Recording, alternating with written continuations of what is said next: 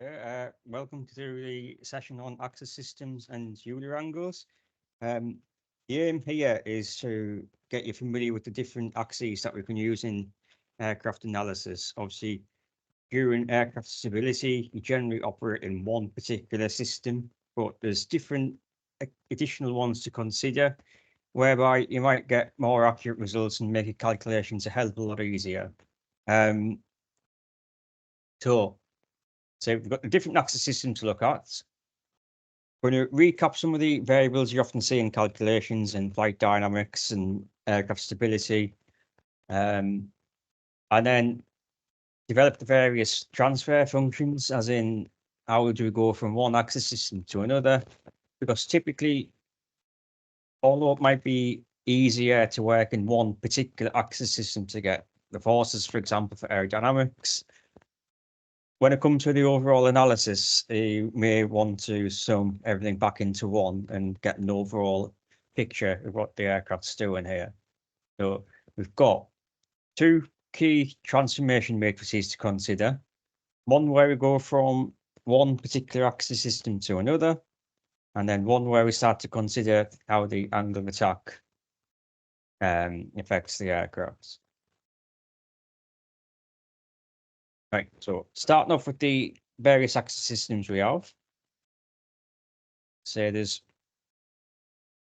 various reasons we do this. So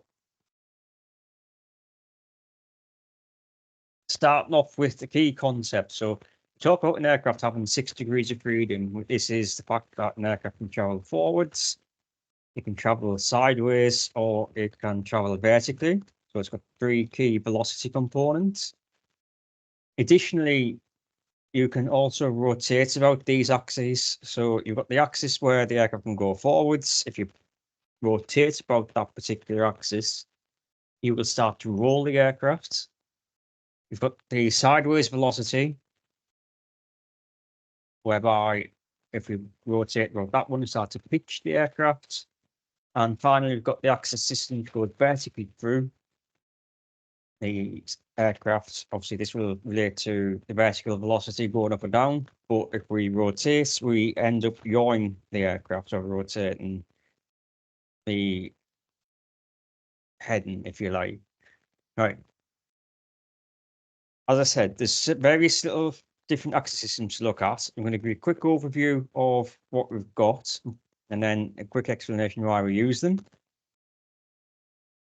Primarily, everything that you analyze often goes into the body axis system. So you might analyze the some forces in the earth, typically the weight of the aircraft.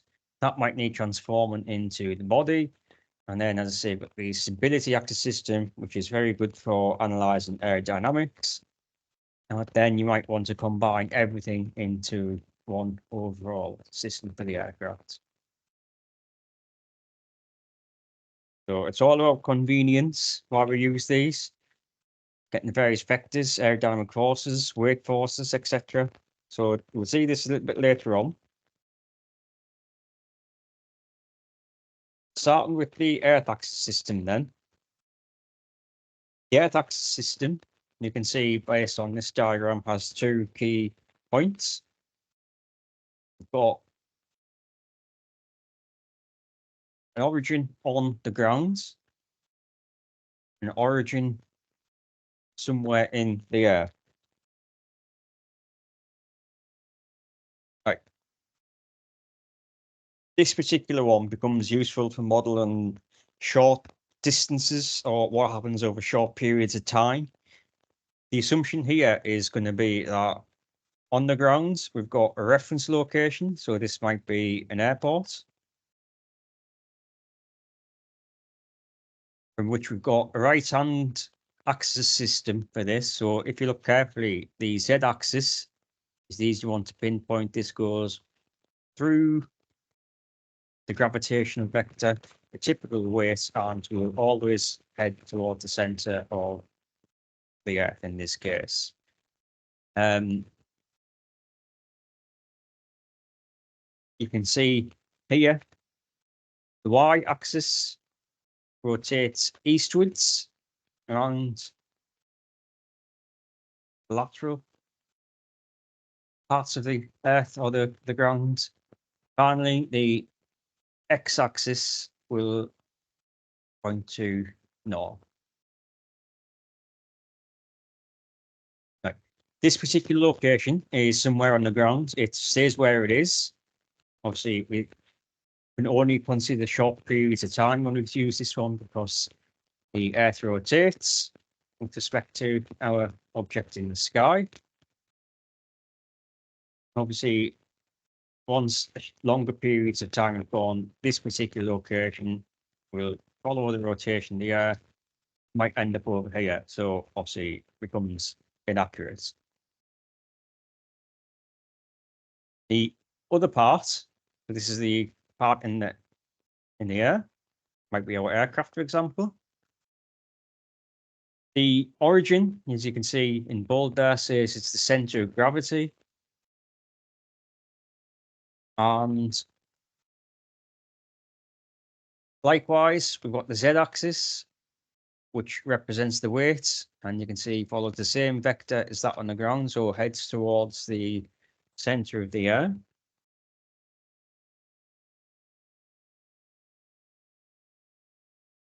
Right, the rest of it is based on what the as this is aircraft, it's what it's doing. So X will be the heading.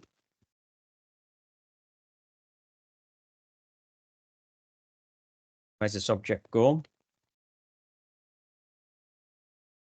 And typically the y-axis represents, if it's in straight and level flight, this will be in relation to the x-axis.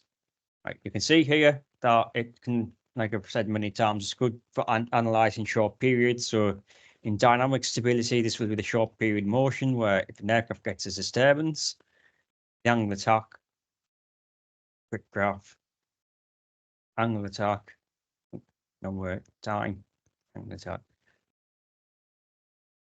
You'll be flying along with a particular angle of attack, you get a disturbance, and then you'll be talking about what happens over a matter of 3 to 4 seconds. Right. Obviously, short periods mean that this location on the ground doesn't really change. We can make the assumption it's fixed. Hence, this is the concept of inertial reference frames, that obviously one location is constant. Right. That is the Earth axis system split into two. Next up is the body axis system, arguably the most important one, because this is where a lot of analysis is done for aircraft stability. And it's the standard headings here. Words on. Right. The standard system says we've got an origin, which is always the center of gravity of the aircraft. And the typical stability convention says the x-axis is the longitudinal axis and is positive from the center of gravity through the nose. 90 degrees to this will be the lateral axis, or the y-axis, which is always positive through the starboard ring, or the right-hand wing when you look from aft looking forwards. Finally, we've got the z-axis, which is the vertical axis, and you can see represented by z. Anything above the center of gravity is negative, and anything which goes through the ports, so you get the port wing, is also a negative as well. So this is where we get our stability conventions from.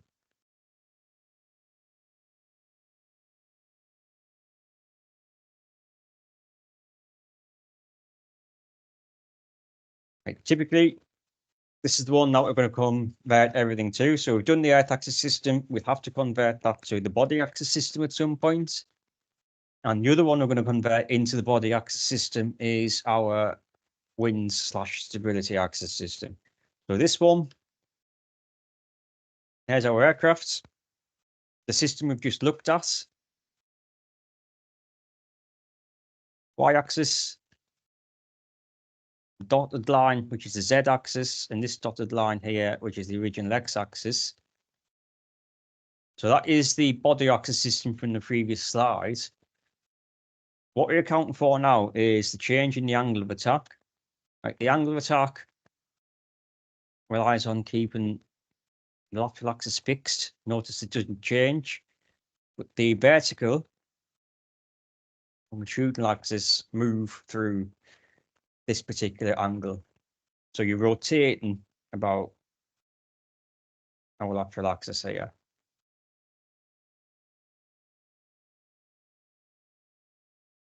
Right, this is very good for analyzing trim angles, steady level flight scenarios, etc. But obviously, again, you might then want to convert these forces back into an overall constant one, being the body axis system. Right, and as we said previously in other videos and PowerPoints, the angle of attack has a unique value for every flight condition.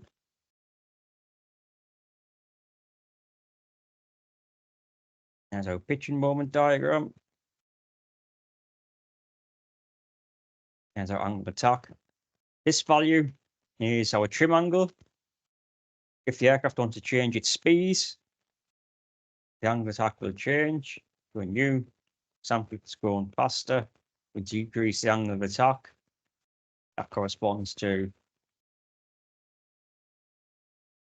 a new value. Obviously, we have to change this for every condition.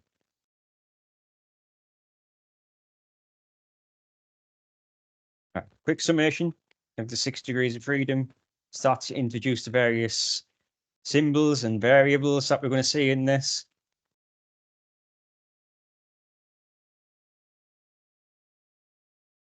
Center of gravity, longitudinal axis. When we rotate about this axis, we will have a lateral moment.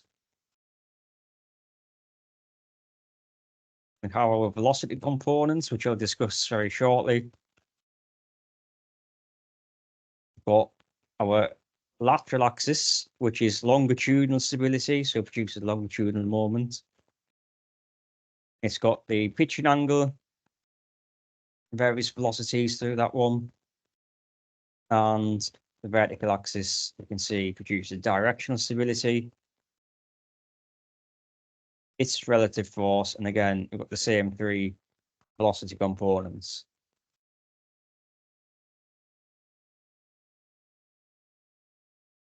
Right. This is a little bit jumping heads. But if you look at the individual axes, each of them have 3 symbols that represent the velocity or the linear velocity in that direction. UE, in this case, is the forward velocity in trimmed flight.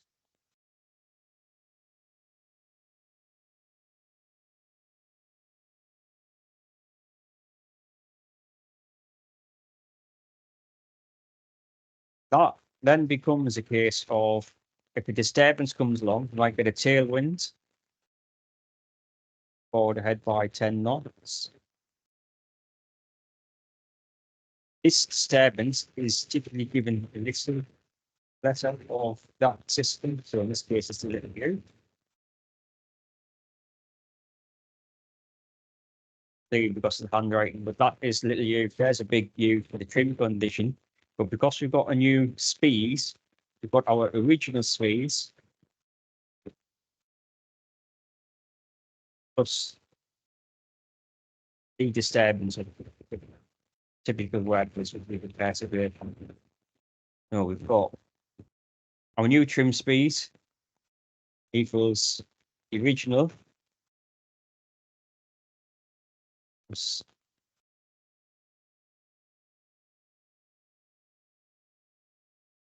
perseverance or disturbance we've got. So flying along for 200 knots, get our tailwinds of 10 knots. It's positive because it's pushing the aircraft forwards and it's pointing in the direction of its axis system. Our new trim speed is 210 knots. And then that goes back to all the stuff we said before, where we have to change the angle of attack to reduce the CL value to reduce the lifts, because obviously we'd be traveling faster.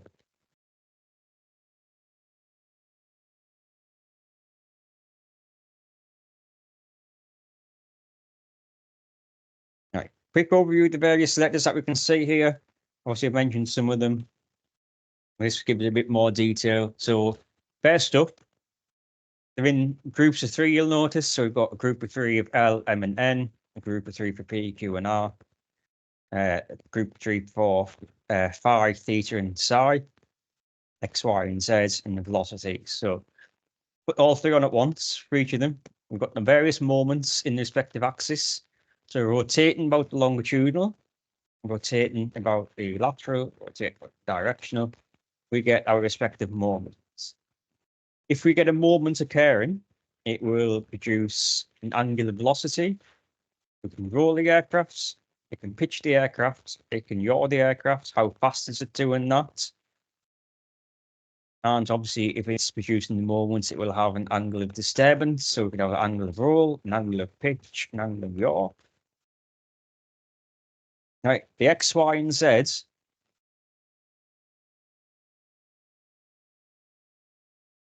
These are the forces, the aerodynamic forces in respective axes. So you've got an axial force, which will be the drag force in the x-axis, the side force in the y-axis, normal force in the z. So this will be the lift, think of an aircraft. And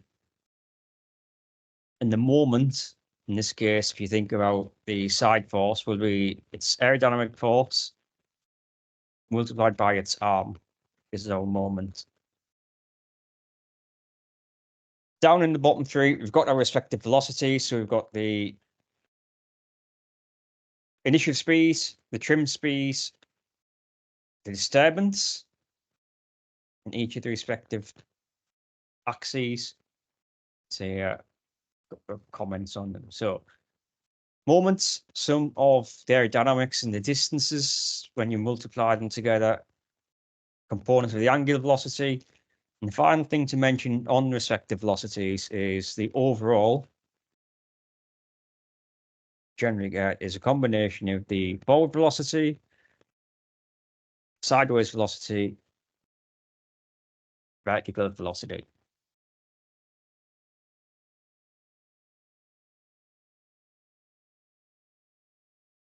Right, this is just a quick review of the disturbance aspect that we can see down here. In steady level flight, the aircraft's trimmed. So in a trim condition, you shouldn't have, when you add them, you shouldn't have any sum of aerodynamic forces being greater or less than zero. Although obviously the lifts must equal the weights. We've got a positive and negative that cancel each other out.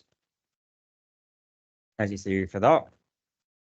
In the X, we'll have a thrust which would equal the drag. And because we're going forward, so in our correct heading, we shouldn't have any side forces to turn the aircraft or roll it. Moments. Force times distance. If our forces are summed to zero, our moments need to sum to zero as well. Or in other words, the anti-clockwise must equal the clockwise moments. The relative velocities, if we're not producing the moments, we're not going to turn the aircraft in any way. And we shouldn't be rolling, yawing the aircraft will have a particular pitch to begin with for the camber. Now, lastly, we'll be in our trim speeds in the respective axes. So if we're traveling at a slight misheading, have a slight sideways velocity. This should typically be zero because it shouldn't be climbing. Right, when we then have a disturbance, so we disturb the aircraft, we introduce the respective values here. So you can see we get our forces, our aerodynamic forces. They'll start producing the moments, which will start to change this linear velocity, the angular velocity, and hence the respective directions we're traveling in.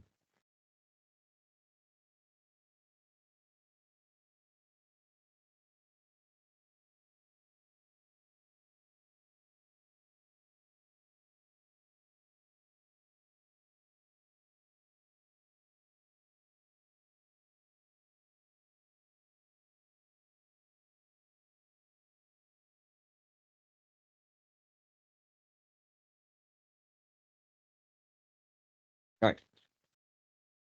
First up then, so we've discussed the various symbols that we'll be seeing. We've introduced the three key axis systems, so the global, the body, and the stability axis system. What we need to be able to do is convert between them. So we need to be able to go from the earth axis system to the body and the stability axis system into the body. The way we do that is we introduce the concept of Euler angles. Right, the sense or the order is important, but don't obey commutative law. Commutative law, just for a quick recap, tells you that if something does abate, the order doesn't matter. So you do 3 times 2, you know that will give you 6. You do 2 times 3, it will also give you 6. It obeys commutative law. You do these in the incorrect order, you get the wrong direction matrix out of it.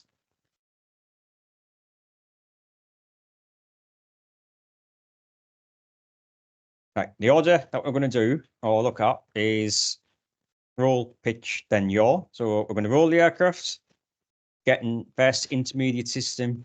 We'll pitch the aircraft, get a second intermediate system, and then we'll yaw the aircraft and get its third intermediate system.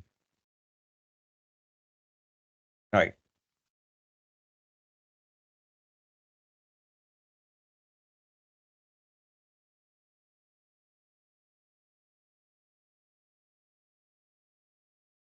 Starting with the yaw then.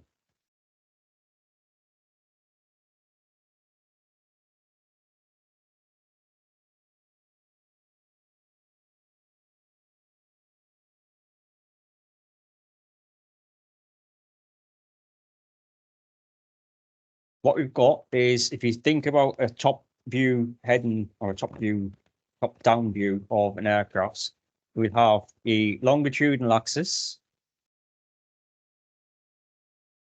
You should be able to see the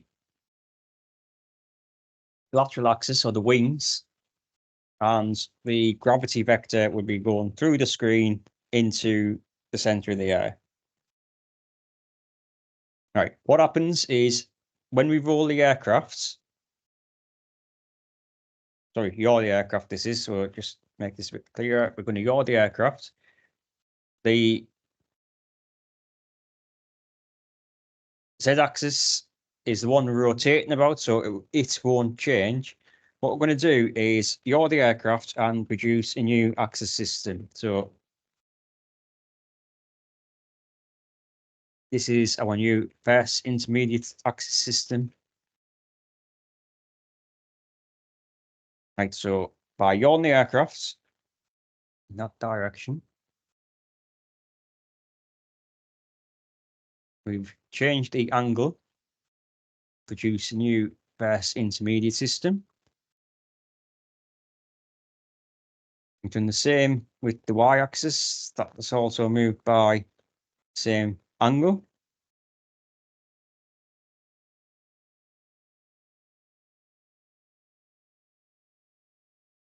Right, what I'm going to do, and do the best I can here, is sketch some vectors on this, some directions, so you can see where various angles come from and what we're going to start talking about. Now,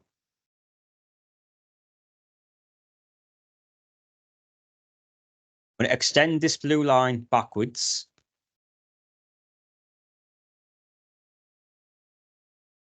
Should produce a right angle there.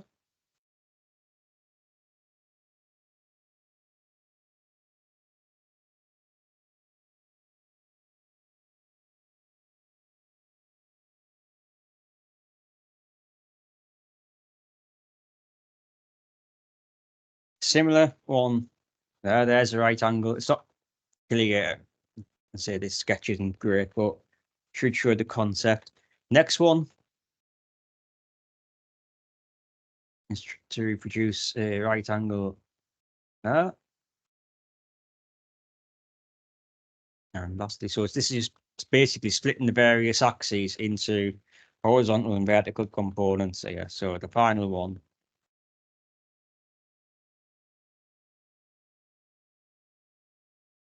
is there.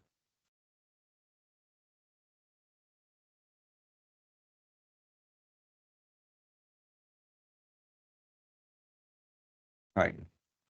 The next thing to add into these additional triangles that we're going to go, so we've got two additional triangles. If we follow the Z-angle concept, so we go up this blue line, across the original Y and up there, we've got a Z-axis, sorry, a Z-angle, which means this angle here should be the yaw angle too. And likewise down the X, up the original X, and down this line indicates this here. Could also be our yaw angle.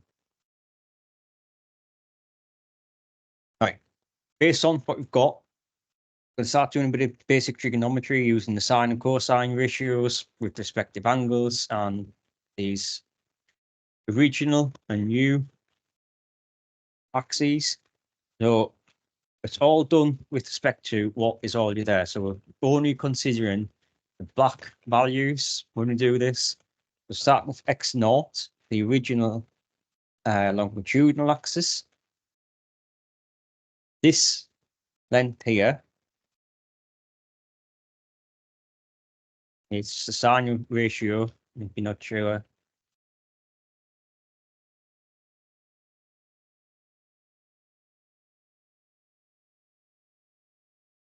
And the cosine ratio is reference. Right, so this is the adjacent side. So the adjacent side is going to be the hypotenuse times the cosine of the angle.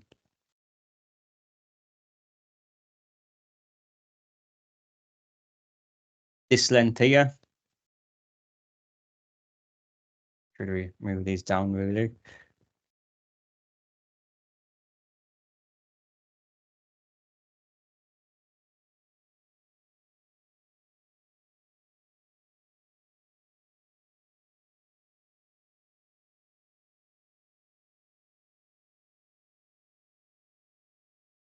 Right. This length is the same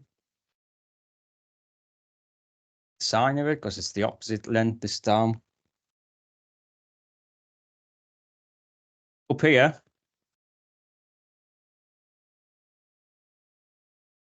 we're only interested in working the red lines out. We know what x naught is. This one goes here with respect to x naught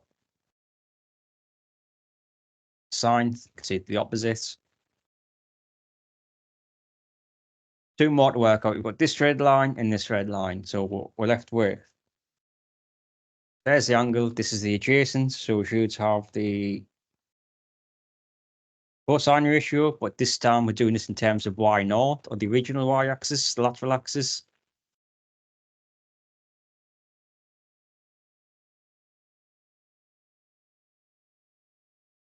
And similarly with this one, there's a sine, because it's the opposite side. It's done again with respect to y naught on the original lateral axis.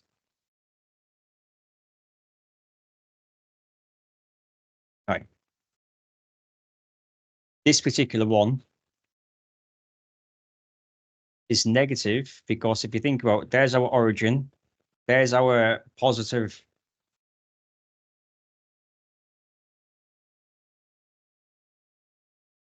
lateral axis, and there's our origin. It's going the opposite direction.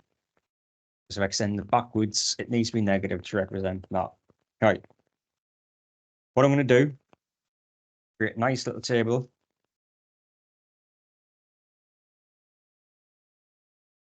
We've got the x-axis, the y-axis, the z-axis.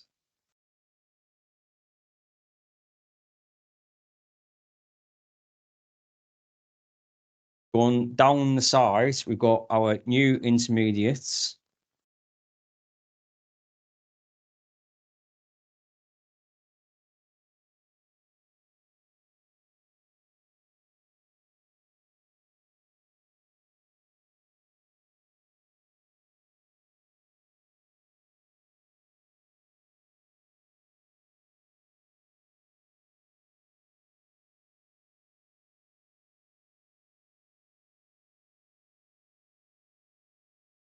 Right.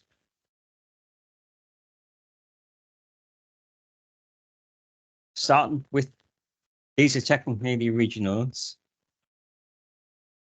And little just reference. Right. Everything's done with respect to our new axis system. So X1, what I'm going to do is, there's X1. I'm looking for the length parallel to X1 that considers X0.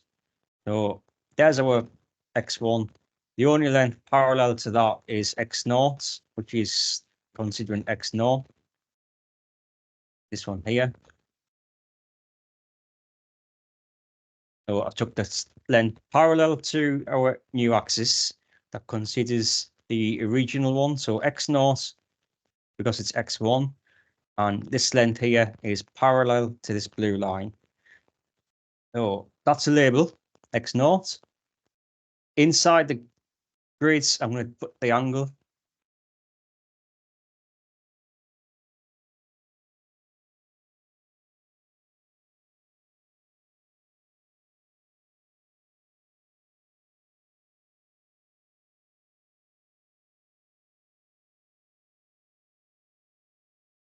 Right. Next up, stick with the easier ones if you like to begin with. Y1.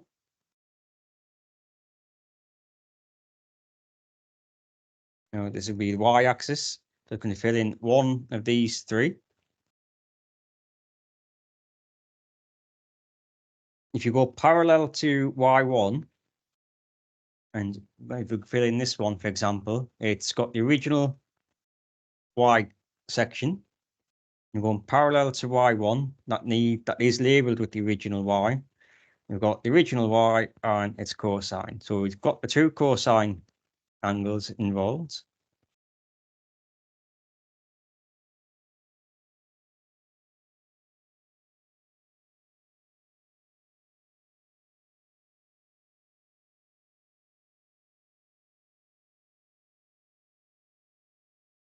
Right, this one, so quadrant number, section number 2 of the grid, if you like, is taking the original y based on the new x-axis. So there's our new x-axis, but we need this in terms of the original y. And if you go parallel to that, it's down here. There's the original y. Parallel to this blue line is this red line. So that is going to be y0 multiplied by the sine of our yaw angle.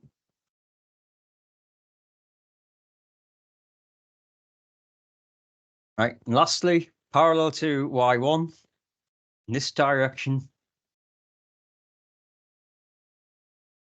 without putting directions on, we've got this section, and obviously this one's parallel to it too, which we're going in that way. Both of them are negative. Both of them have the x0 of the original one, and is multiplying the sine of our angle, but notice it's negative because it's going in the opposite direction. Right, this basically fills in the first Euler angle, if you like, because the z-axis hasn't changed. So there's no z-axis in terms of the original longitudinal, no z-axis in terms of the original lateral, but the z-axis from the original is going to be exactly the same, no angular change to it. Now the first Euler angle based on the yaw should look like this. Right. That is going to come back in a little bit later on. You've got the other two to look at.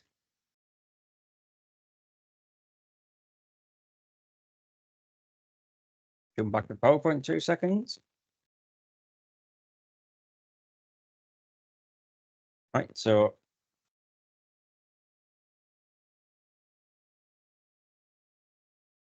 there's our yaw. So everything that matches up, we've got the cosine, the sine, minus sine, and the cosine. And as I said, the z-axis stays as it is. All right, next up is the pitch. I'm going to draw something very similar to this for the pitch.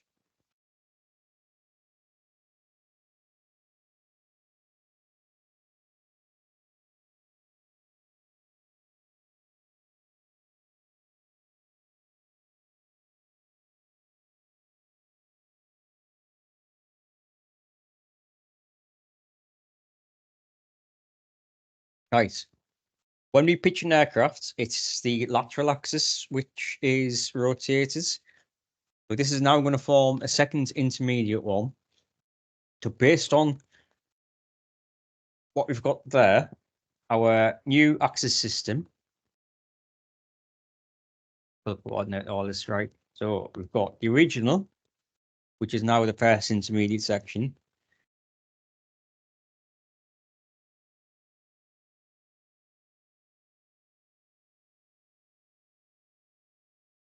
Stick this in terms of directions that make a bit of sense. So we've got our longitudinal axis going left to right, so the aircraft will be traveling in that direction. 90 degrees of that in steady level flight will be the weight vector, or the z-axis. Right, we're going to pitch the aircraft to a slightly new heading. So if we're pitching it, we're going to pitch upwards.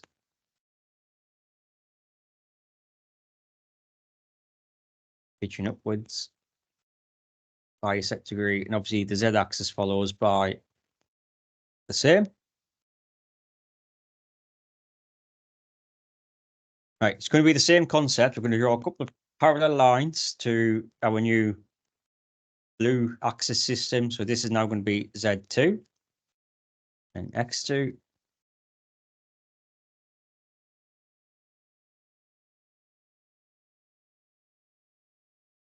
A lot of it's just going to follow the same concept here. So I'm going to extend the x-axis backwards.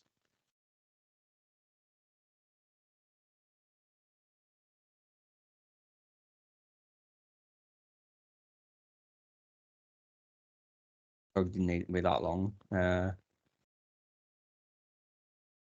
Extend it backwards, and then we get our first triangle there. The easy one to draw in is if there's our blue line, we're going to go parallel to that, like that. There's the z-axis for that one.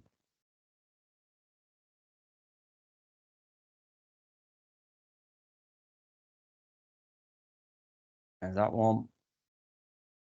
That's 90 degrees there. And last but not least, we're going to close that one off. This is parallel to Z2 now.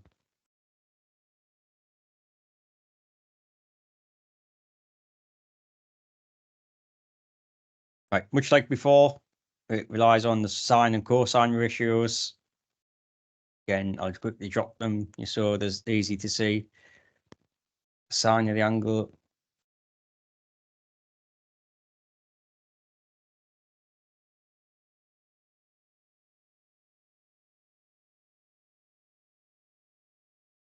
Cosine of the angle, right. First off, set angles. Just so you can label everything up.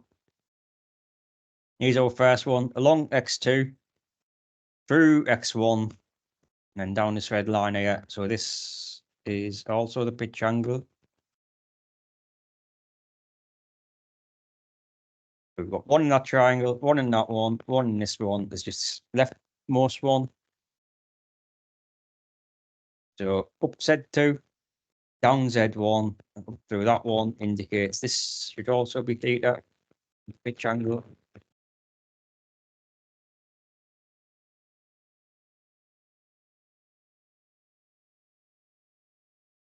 Right. Labeling things up, start with this one. So there's the angle. This length here is the opposite. Remember, it's based on the original axis system, so it's Z1. It's going to be the sine because it's opposite. But it's also going to be negative because it's the extension of our new axis. technically, if you want that's going in that direction. In order to finish this off, that has to go in that one. So it's positive. It's the adjacent to that, so it's going to be the cosine, and it's the same concept. It's Z1, cosine of our angle. It's positive, as I say.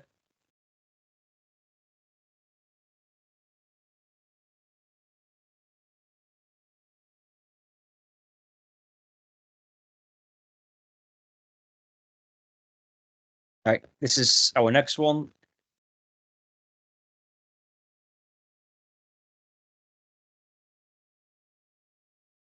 See, it's clearly going to go in that direction, down and right. Finish the vector up. Right, this is done with respect to the original x-axis now. So this is x1. X1 is the hypotenuse, so this is the adjacent then. It's not clear because remember it's not the scale, but it's the adjacent. And because the adjacent, that's going to be the cosine. That.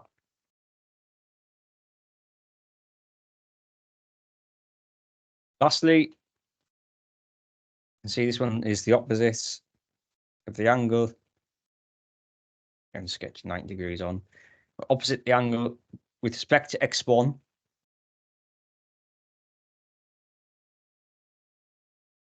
Is the sine as well. Right. You can probably see what's going to happen. It's going to then produce our grid again. So x, y, z.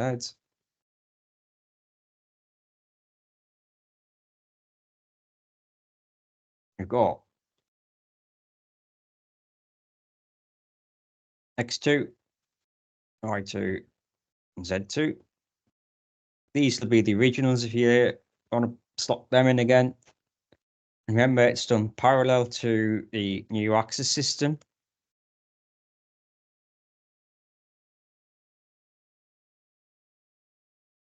And so parallel to x2.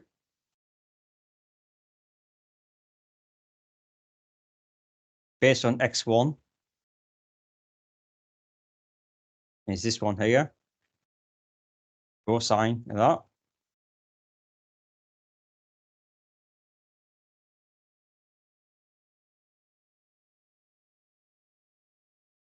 Sticking with the original one, we're then looking for the new z's based on something parallel to this. And you can see based on the z-axis,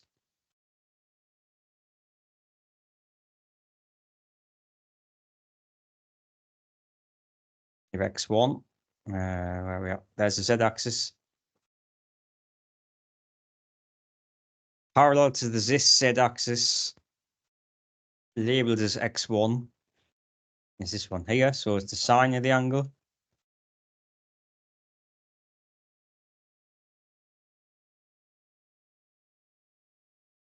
Right, the rest of it,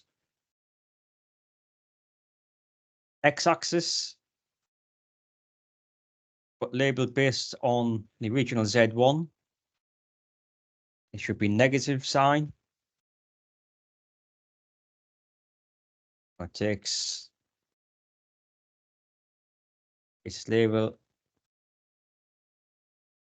All right, in this one, we're looking for the new Z2, but that's going to be based on the original Z1. So Z2 based on the original Z1.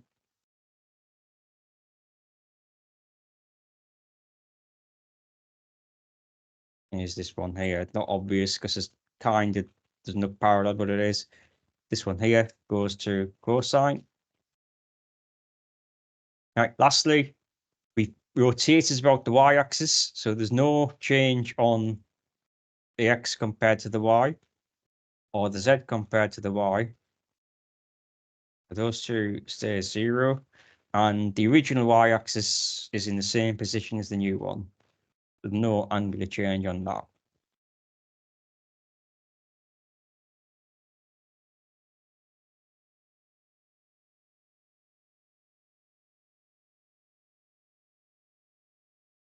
Right. Finally, we have our roll of the aircraft. So very quickly, sketch these. This is when we roll in the aircraft now.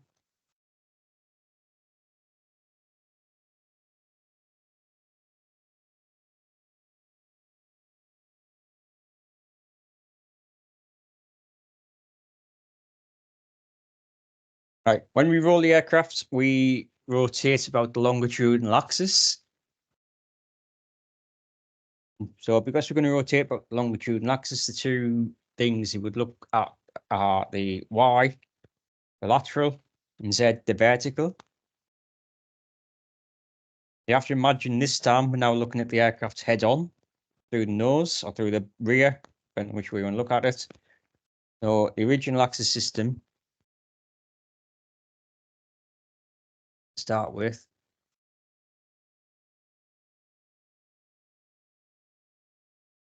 is there's our original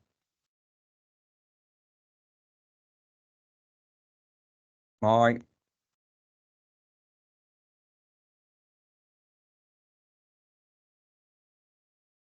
And our original vertical. So this is, imagine here, you're looking head on, or nose or the tail's going through the screen.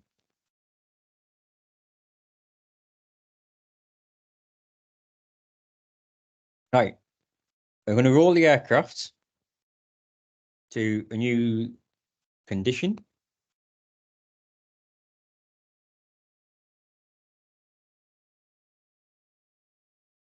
Right, so we've rolled through a particular angle in that direction.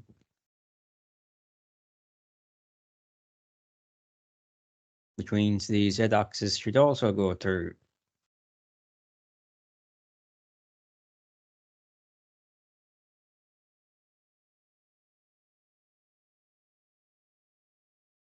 a particular rotation. Right, and finally, just like before, we're going to add some vectors to finish this off. Make some 90-degree triangles.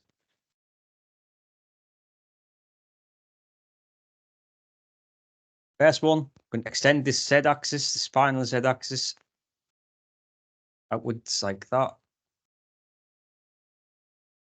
So it's going to be the same concept that eventually this will be negative when we get there. It's going to be producing the right angle.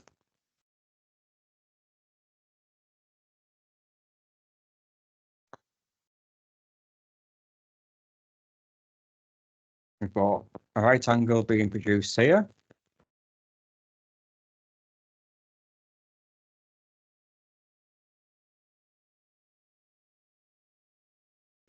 Similar one now. Similar one. Right. As ever, just for reference, sine of the roll is the opposite of the hypotenuse. The cosine of the roll is the adjacent of the hypotenuse. Just for reference, right? First off, we need our z angles. Up y3, along y2, and up this one indicates this should be the roll angle for that one.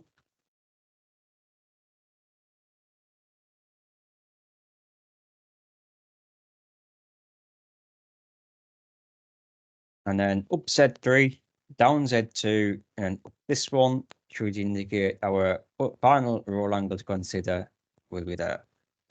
All right. Remember, as ever, this is done in terms of the regional axis system. So based on Y2, this is the opposites.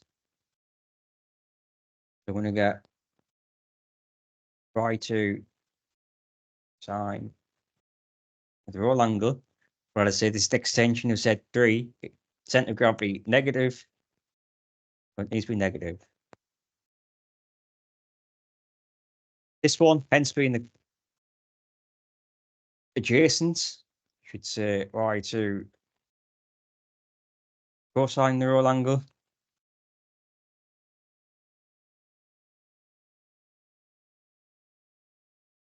Into this one, again, based on y2, the sign because it's clearly opposite. Right, this one, it's all to do with parallel lines. This is done against Z2 now, or the original Z-axis. This is the adjacent again, so this should be the cosine. And finally, this one here, you can see is opposite the angle based on Z2. And because it's the opposite, that should now be the sine. Right.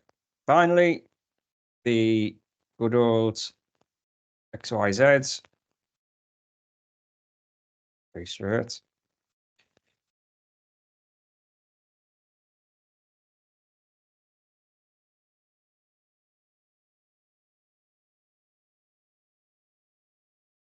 Right, we've got our new axis and X, Y, and Z. Again, these will be the originals to consider.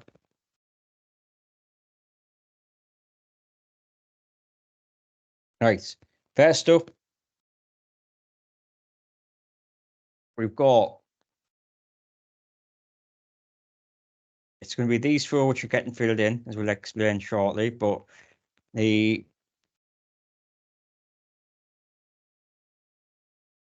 new y-axis, there's a parallel, this is y3, and it's going to be based on the original, so looking for a y2.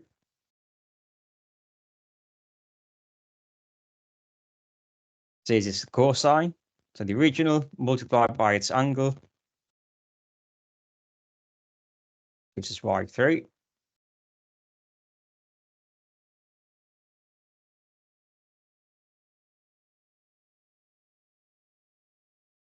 Y3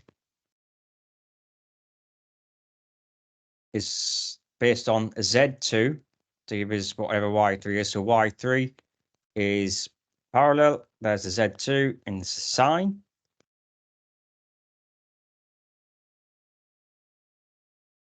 We're then looking for the Z value. So there's our Z3.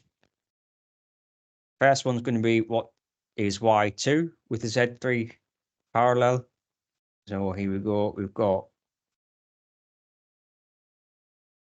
this one or this one. So this is the one done in terms of Y2. It's negative because Y2 multiplied by the minus sign, the bank angle, will give you Z3. And last but not least, you're looking for Z3 in terms of Z2.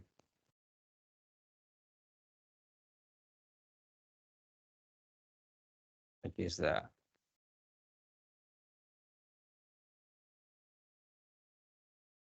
Right. Just like before, we've rolled the aircraft. So the x-axis initially should be the same answer as the new one. There's no effect on the y and the z's.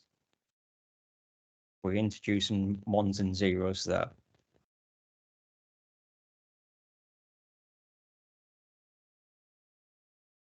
All right. The transformation then basically says to get to the body axis system, we need to roll the aircraft, we need to pitch the aircraft, and we need to yaw the aircraft. So obviously I've just developed three generalized axes or transformation matrices there. We'll multiply them in that particular order, and we'll go from the air to the body. So roll the aircraft, pitch the aircraft, yaw the aircraft, multiply it by the vectors in the earth axis system, it will give you the body axis system vectors. So typically, when we went through the earth theory,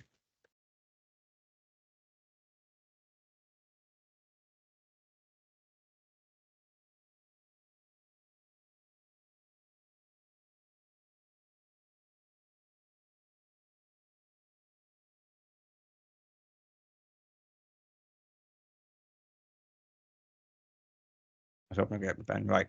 When we went through the earth theory, we said X and Y were typically just the generalized headings. Z's is the weight. Okay, so we're going to get the weight of the aircraft. We can transfer that into our body axis system. Right. The direction matrix, it says develop the simplified one. So what we're going to do is multiply the roll with the pitch, get final outputs, and then multiply that output with the yaw.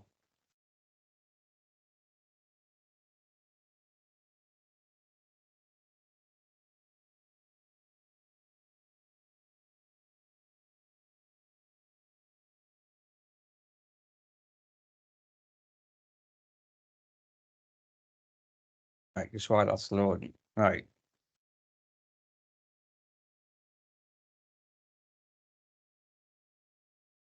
Copy that in.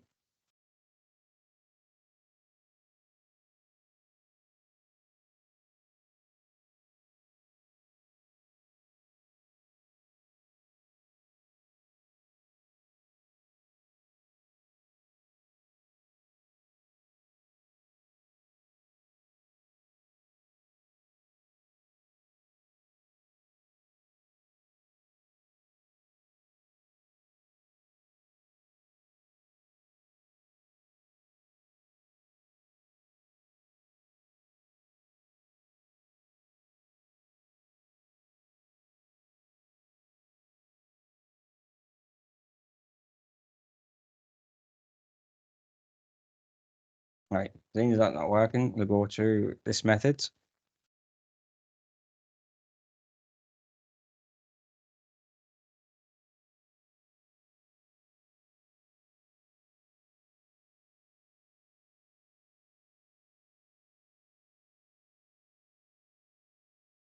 Right, so taking the roll, which said 1, 0, 0, 0,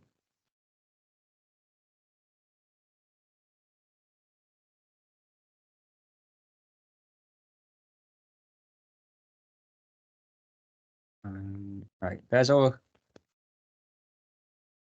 roll, and then the first thing we can do is multiply that with the pitch.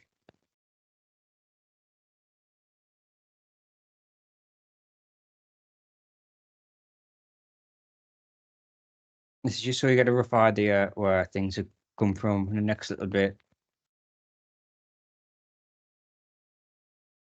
Everything we've just developed should be right. It's a 3x3 with a 3x3 matrix, so the output should be the same dimension as the second. So we should also be getting a 3x3 out.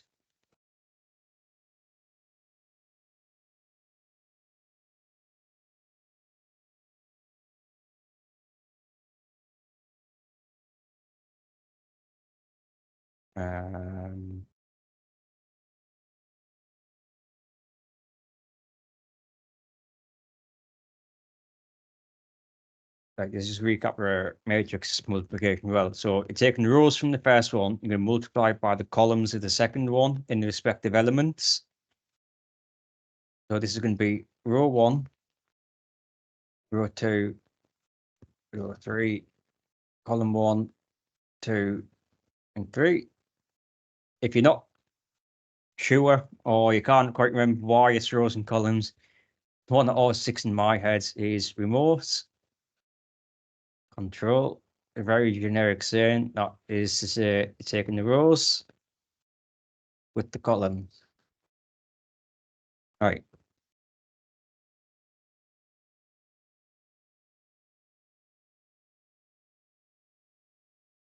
First off, then, I just redo that.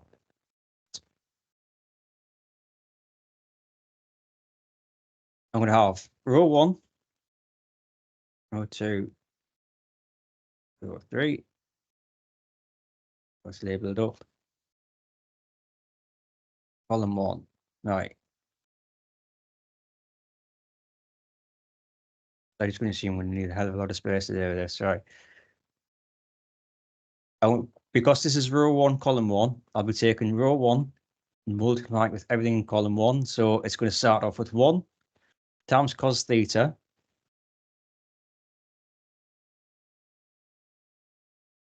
We're then going to go across this row to 0, and down this column to 0. So it's going to be this naught multiplying that one is 0. It's going to add them together.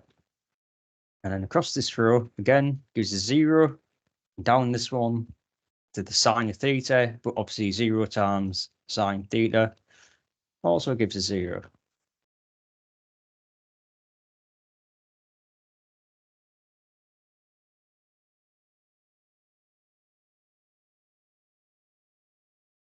Right, next up, column 2. It's still row 1, so I'll be reading across this row again. I'll be going down this column because we're in column 2. So it's 1 times naught, 0 times 1, 0 times 0. So obviously there's quite a very straightforward section, that one. Just give you a bit more space. You guys need it. Right, finally into column 3. Still in row 1. We're down in column 3, so I'll be doing it with the same row with this one now. So it's 1 times minus sine theta. 0 times 0. Not 0 is multiplying this cos theta, so that is also 0. Right, row 2. This is now row 2, column 1. So we're now going to be taking this row, this column. 0 times cos theta. Cos theta times naught. Sine theta times, sorry, sine phi times sine theta. So you need to be very careful with the terms here. When it adds sine of the roll multiplying the sine of the pitch, two totally different angles.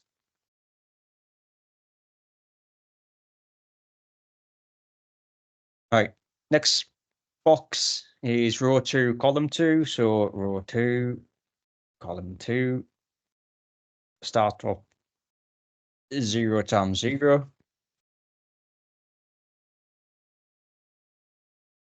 Cos phi, so cos of the roll times 1, which is the cosine of the roll. Sine of the roll times 0.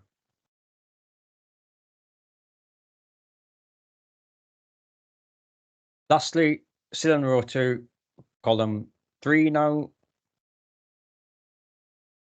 0 times minus sine of the pitch. Cosine times 0. And the sine of the roll, cos of the pitch.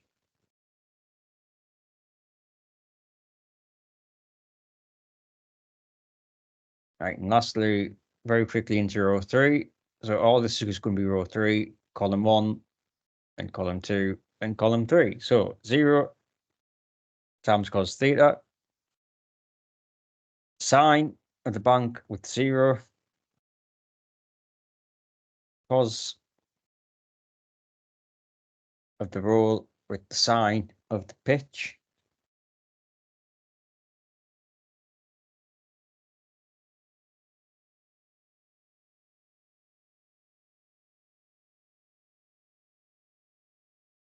Moving into column 2, 0 times 0.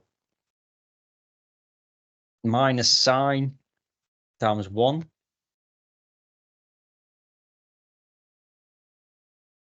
And it's the cosine of our roll with 0. So that is adding 0.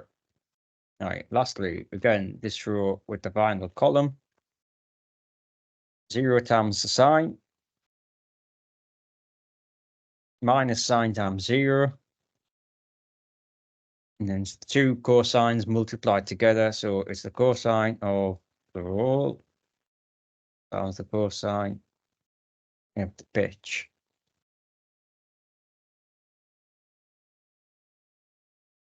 All right, your final job, just to finish this matrix off, is simplify them. So in the first element, we just get the cosine of the pitch. 0 minus the sine of the pitch. This simplifies down to the two sines. cosine, sine, and the cosine.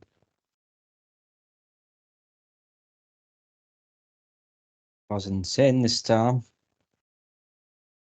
Minus. Don't forget this when you get later on. And the two cosines. Right. The concepts. This is just to show you how the first one multiplies together. So you're going to get this output.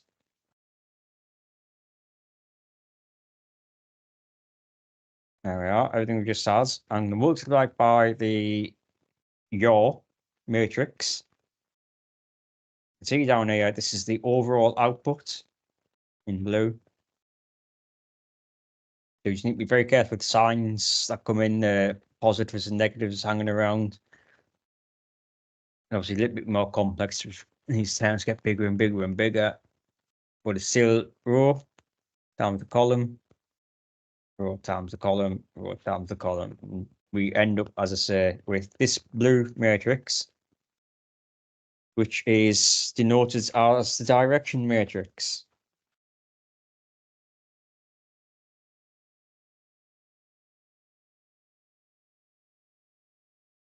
Right. This blue bit, when you multiply it by what's typically the weight vector, you will get the forces out in the body axis system. Or it might be a contribution from the weight in the X, the Y, and Z. This area. So the whole point of that is you can transform between the earth axis system to the body axis system. The weight is, you can see there, it was represented through the Z axis, the gravitational vector. Obviously, in the body axis system, when the aircraft maneuvers, it's not the case.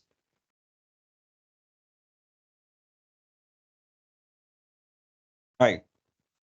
So this particular matrix or vector now is the gravitational forces in the Earth axis system. Shows you that you've got zero force in the X, zero force in the Y, but the weight acting in the Z, and obviously weight being mass times gravity. That will give you the weight in the Earth axis system.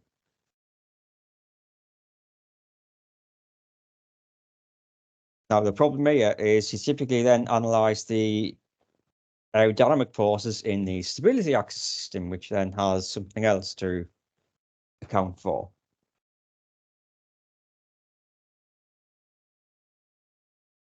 Right. This is the summation of what we're doing. So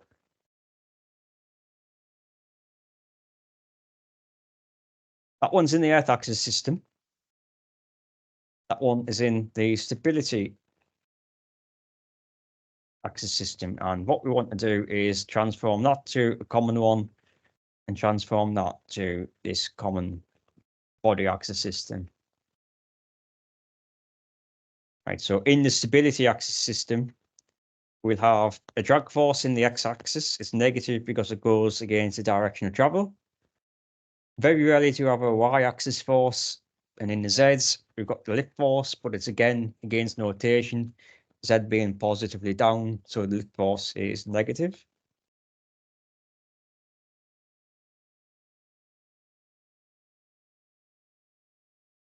And just to confuse everything, we then introduce the thrust vectors. This one acts in the body axis system. So you've got that one doing the weight, that one doing the lift and drag, and this one doing the thrust.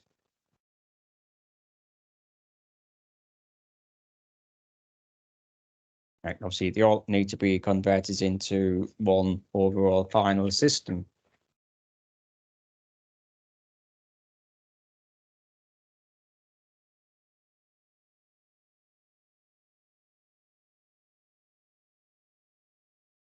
Right. Quickly jump back 1 second. We've got a method to take this weight into the body. by doing that. So roll, pitch, then yaw gives us the direction matrix multiplied by the vector, gives us those forces in the body. What we don't have is the stability one.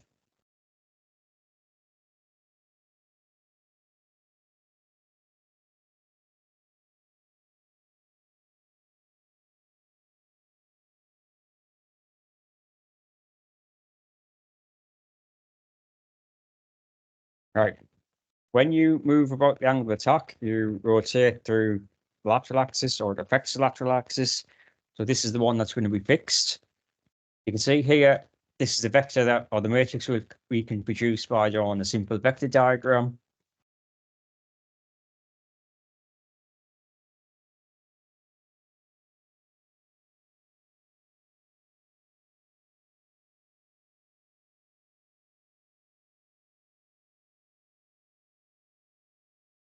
Do it on here. Obviously, bear in mind, can't draw straight lines on this very well. What we've got,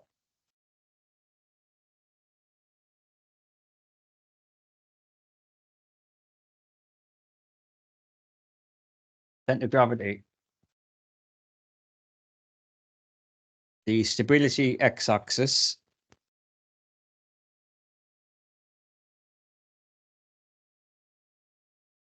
the stability z-axis.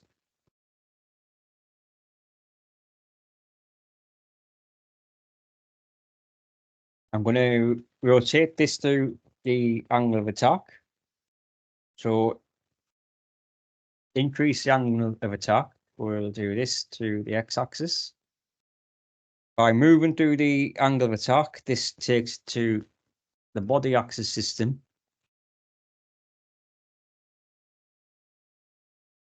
Obviously, the z-axis must follow.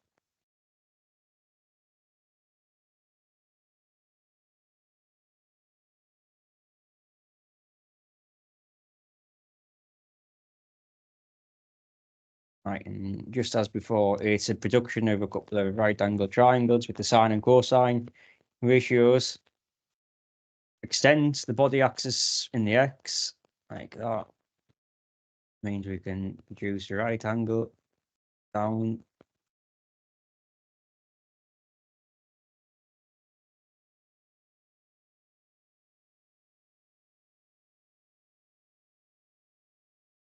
That one should be an alpha there. All right. You can, it's looking very similar to the pitching one, this.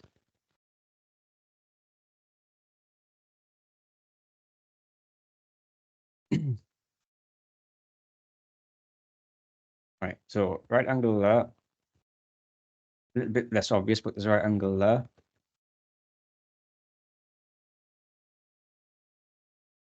Right, these are done just as before with the originals. So this is done with respect to the stability.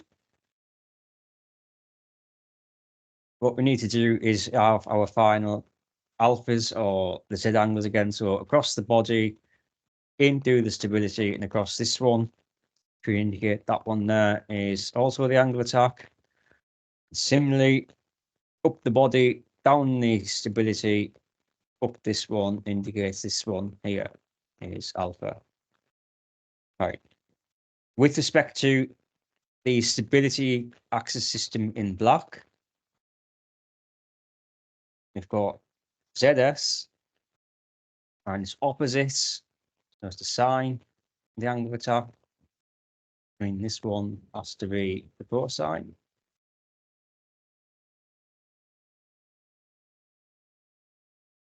And see, this one should be negative because it's an extension of the body.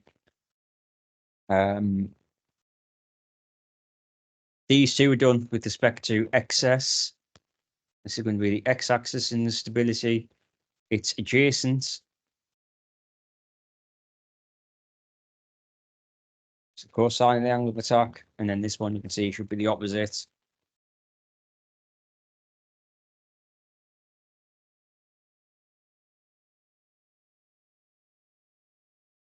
All right, produce our 3x3 grid. So we've got the x-axis, the y-axis,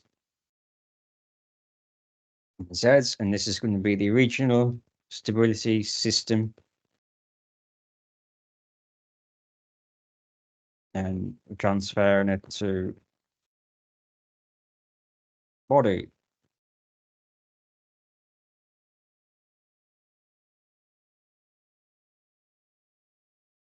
Right. Again, going parallel.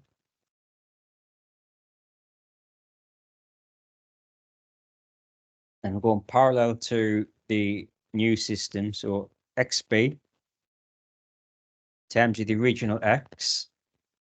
See, there's a parallel in terms of the regional X is up here. There's a parallel bit. This should be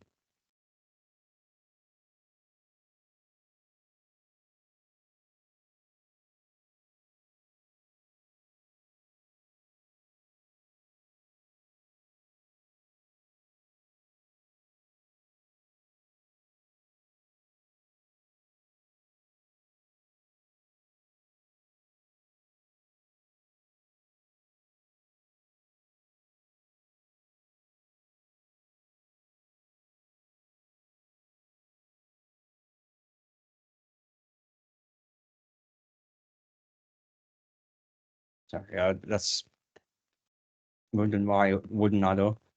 That should have been ZS. So if we try again.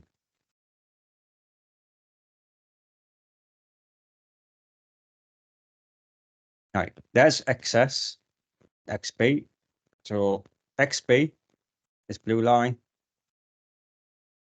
In terms of XS, there's our label, and it's the causal alpha.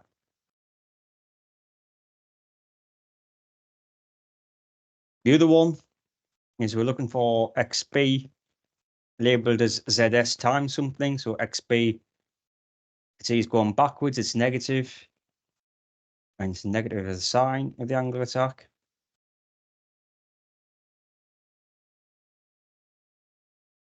Changing about the angle of attack, so the y-axis doesn't change. It's the regional y and the stability is in the body. And so that means we're looking for ZB.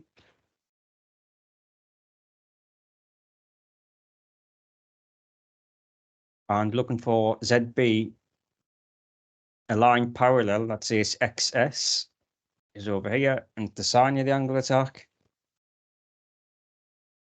And similarly, ZB with ZS.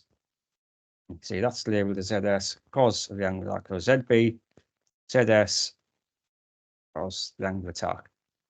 All right, that produces this one. Is transformation matrix. For this bit here. I'm giving the symbol T. Which is the transformation matrix.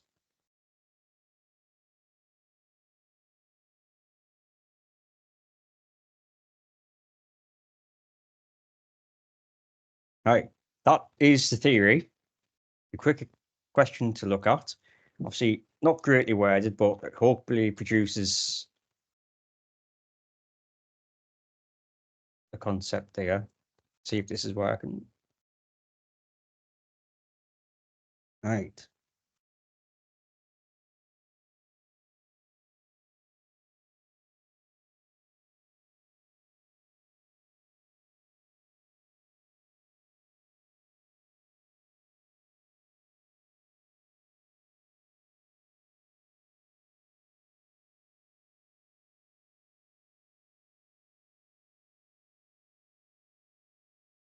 Right, we've got a series of values for an aircraft at 29,000 feet in a particular maneuver. And we're asked to determine the weight vector of the aircraft. Obviously, as I say, the question's not greatly worded.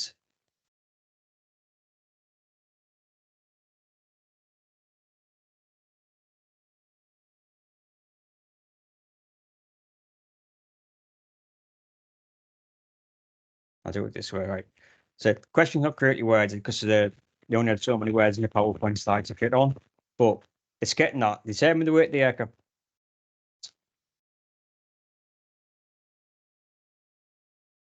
that should be in the body axis system. And it says calculate the aerodynamic forces in each of the three axes, and that should be a transformation into the body axis system. So it's going from one to the other. Right. The respective transformation matrices are there, so the direction and the transformation with the angle of attack. First thing I'm going to do is plug in our numbers, or the roll, the pitch, and the yaw. Multiply the three matrices together. So the first one multiplied together. Then you've got the second output with the thirds. There's the direction matrix.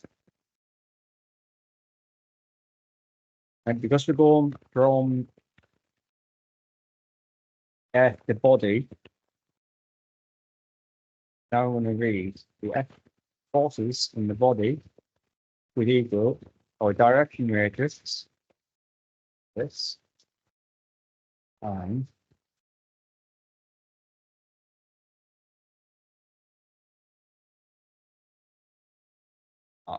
now mass times gravity, based on the question we just got there, quick facts tells us the mass is 79,018.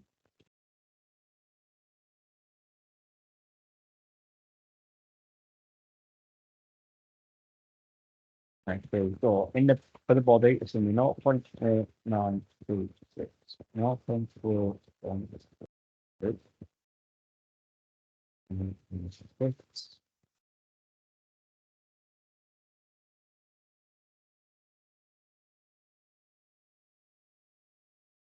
Direction matrix.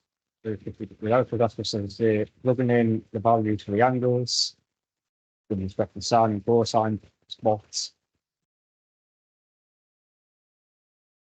multiplying them out.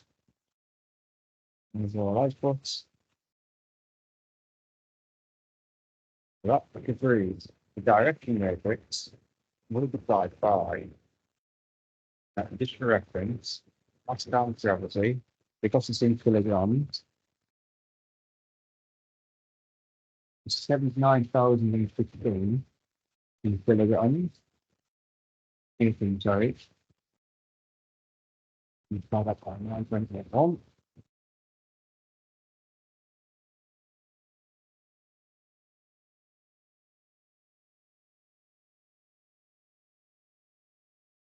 $9,014.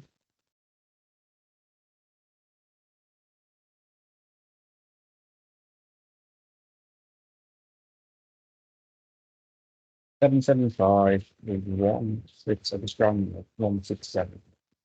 So obviously, based on the Earth axis system, has no forces in the X and Y, and what the Z's.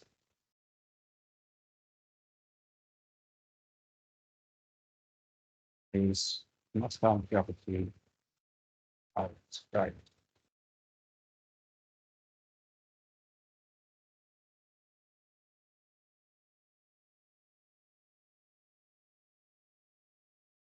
This is the same concept as the matrix multiplication. It's rows and columns, so it's going to be all of that row down to this.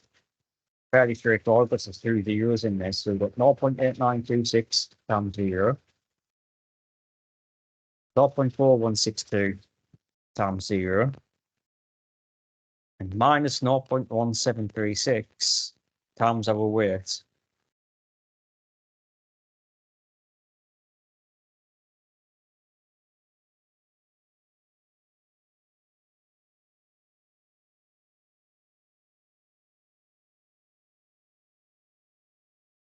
We have a similar thing here. Row, column, nothing in the row. So begin with 0.2559 times 0, 0.7845 times the 0. There's nothing there.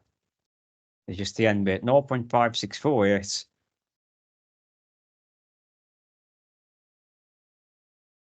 times the weight. So this is another large number.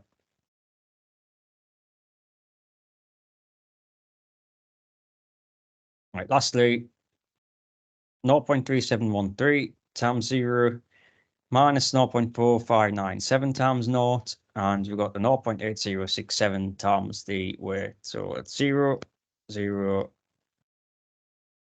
and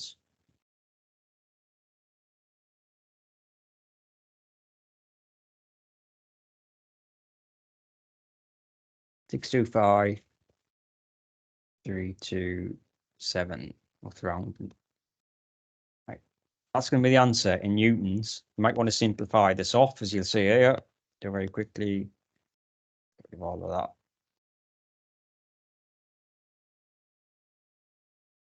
All right, there we are. So you can simplify it by adding the numbers up and bring out the common factor of 100,000. We get our weight in the body.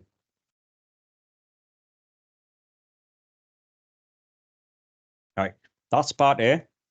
Quick click back to part B. It says calculate the aerodynamic forces in each of the three axes. Again, this is transferring the lift and drag forces into the body axis system.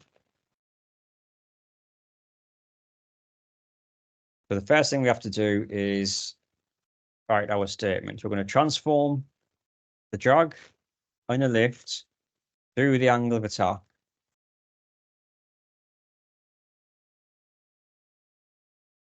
First thing I'm going to do, insert the angle of attack. So based on the question, that was 5 degrees. So that's obviously putting cosine of 5 and sine of 5.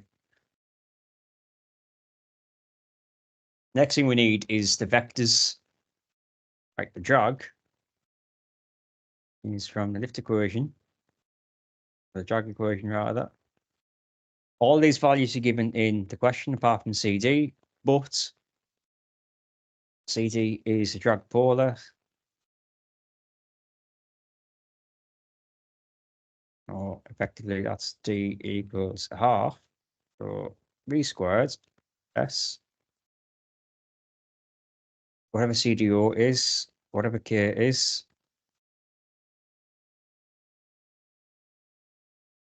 and CL squared from the table, the data in the question itself.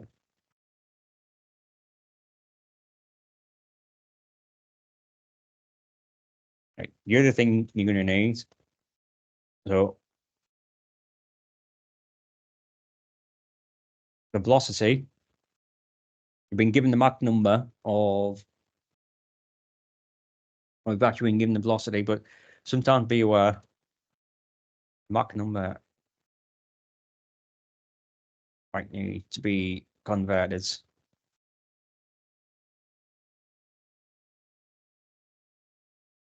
Right, so CD equal to drag polar, CDO plus KCL squared.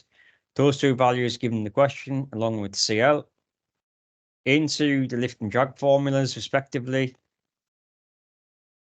Our density at 29,000 feet is 0.476. Velocity from the table, area from the table, CL from the table. Obviously, CD calculated up there. Right, rule of thumb, generically, the drag is about 10 times less than the lift, so there's a factor of 10 in this difference. These two values are then going to slot in there. So be careful if you take the minus signs. That's now minus 806,450 minus 54,865.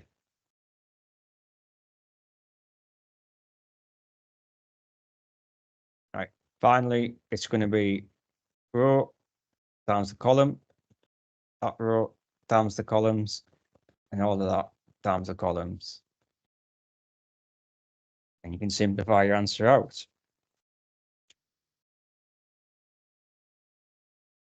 Right, they're the conversions from the earth axis system to the body, and in this case, the stability axis system into the body.